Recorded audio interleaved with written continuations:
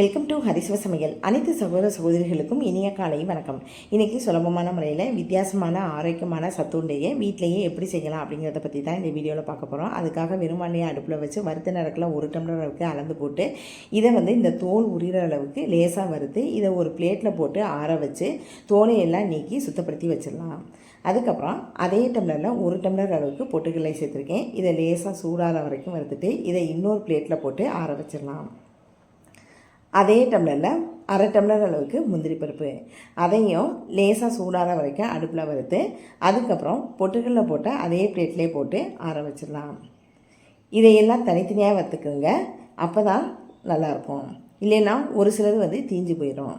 அதுக்கப்புறம் 1/2 டம்ளர் அளவுக்கு எள் எடுத்திருக்கேன். இதை நல்லா சுத்தப்படுத்திட்டு அதுக்கப்புறம் பயன்படுத்துங்க, இல்லைன்னா கல் இருக்கும். இப்போ இதனுடைய வாசத்துக்காக 2 ஏலக்காயும் சேர்த்து இது சூடான பிறகு அதே பிளேட்டில் போட்டு நம்ம ஆற வச்சிடலாம். ஏற்கனவே நிலக்கடலையை நல்லா சுத்தப்படுத்தி எடுத்து வச்சாச்சு. இதுவும் நல்லா ஆறி வந்துருச்சு. வறுக்கிறது தான் தனியாக வறுக்கணும், அரைக்கிறத ஒன்றா ஒரே மிக்சியில் போட்டு அரைச்சி எடுத்துக்கலாம். இப்போ இந்த மிக்சி ஜாரில் கொஞ்சம் கொஞ்சமாக இதெல்லாம் சேர்த்தாச்சு.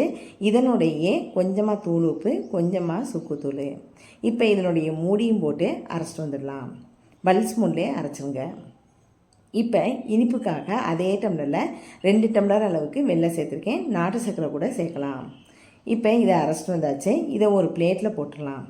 இந்தளவுக்கு நெருன்னு இருக்கணும், ரொம்ப நைஸாக அரைச்சிடாதீங்க.